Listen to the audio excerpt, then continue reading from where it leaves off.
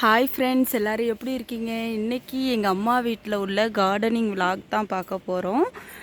என்னென்ன செடிகள் இருக்குதுன்னு பாருங்கள். இந்த செடிக்கு பேர் என்னன்னு தெரியல, உங்களுக்கு தெரிஞ்சால் எனக்கு கமெண்ட் பண்ணுங்கள். இது என்ன செடின்னு தெரியல, உங்களுக்கு தெரிஞ்சால் கமெண்ட் பண்ணுங்கள். நெட்லி மரம் இருக்குது. அதுக்கப்புறம் பார்த்திங்கன்னா சப்போட்டா செடி, சப்போட்டா பழம் செடி இருக்குது. ஆனால் இன்னும் காய் பிடிக்கலை, வச்சு ரொம்ப நாளாக ஆகுது. ஆனால் இன்னும் காய் பிடிக்காமல் இருக்குது. அப்புறம் பார்த்திங்கன்னா கருவேப்பிலை இருக்குது.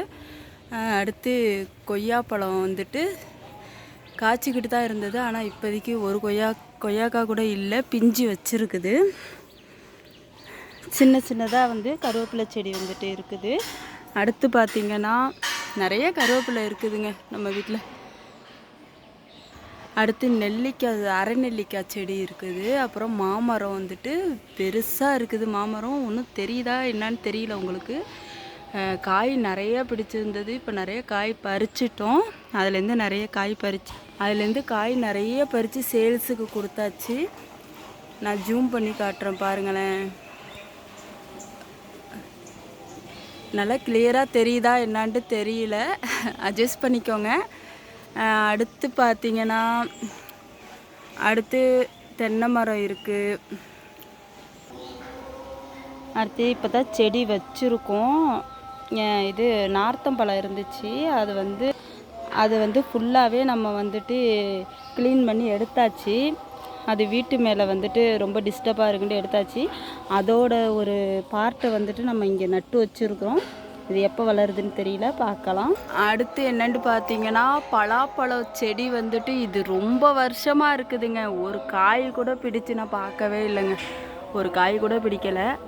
ரொம்ப வருஷமாக மேலே போய்கிட்டு தான் இருக்குதே தவிர, ஆனால் ஒரு காய் கூட பிடிக்கலை. இதுக்கு ஏதாச்சும் வழி இருந்தால் சொல்லுங்கள், என்ன உரம் கொடுக்குறதுன்னு சொல்லுங்கள். அப்புறம் பார்த்திங்கன்னா ஒன் டைம் வந்துட்டு மாம்பழத்தை சாப்பிட்டுட்டு சும்மா சாதாரணமாக தூக்கி அதோட கொட்டையை நம்ம விட்டெறிஞ்சதில் இது வந்து முளைச்சது தான் இந்த மாமரம். ஆனால் வந்து காய் ஒன்றும் பிடிக்கல. ஆனால் நல்லா நெட்டையாக வளர்ந்துக்கிட்டே போகுது. எப்போ காய் பிடிக்குன்னு தெரில. ஆனால் நிறைய வந்துட்டு இலை விட்டுருக்குது.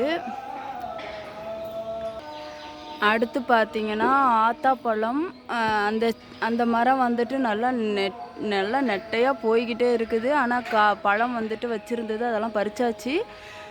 இந்த இடத்துல வந்து மூங்கி இருக்கிறதுனால, நிழலாக இருக்கிறதுனால அந்தளவுக்கு வந்து காய் பிடிக்க மாட்டேங்குது. ஏதோ ஒரு 2-3 பழம் வந்துட்டு வச்சுருந்தது, அதையெல்லாம் பறிச்சாச்சு.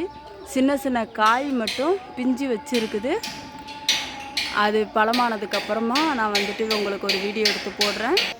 அப்புறம் பார்த்திங்கன்னா இது வந்து நல்ல அத்தி மரம். இது எவ்வளோ ஒரு ஹைட்டாக போயிருக்குதுன்னு பாருங்களேன். ஆனால் இது வந்து சீசனுக்கு மட்டும்தான் இந்த பழம் வந்துட்டு கிடைக்கிது. நிறைய கீழே கொட்டி கிடக்கும், அவ்வளோ பழம் வந்துட்டு கொட்டி கிடக்கும். அதுலேருந்து நம்ம வந்து பறித்து எடுத்து வச்சிட்டோம். ஆனால் இப்போதைக்கு ஒரு காய் கூட கிடையாது. அது சீசனுக்கு தான் வைக்கும் போல். நமக்கு எவ்வளோ பழம் கிடச்சிருக்குன்னு பாருங்களேன். நல்லத்தி பழம், நிறைய பழம் வந்துட்டு கிடச்சிருக்கு.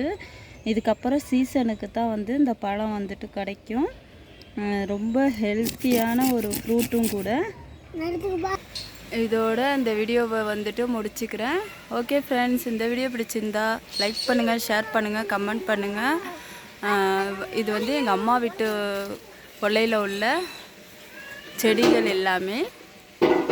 எங்கள் வீடு எப்போதுமே வந்துட்டு இந்த கொல்லை பக்கம் பார்த்திங்கன்னா ஃபுல்லாகவே நல்ல நிழலாக இருக்குங்க.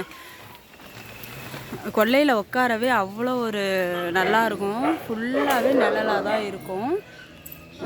இது வெயிலே வந்துட்டு இந்த கொல்லை பக்கம் பார்க்கவே முடியாது, அவ்வளோ ஒரு நிழலாக தான் இருக்கும்.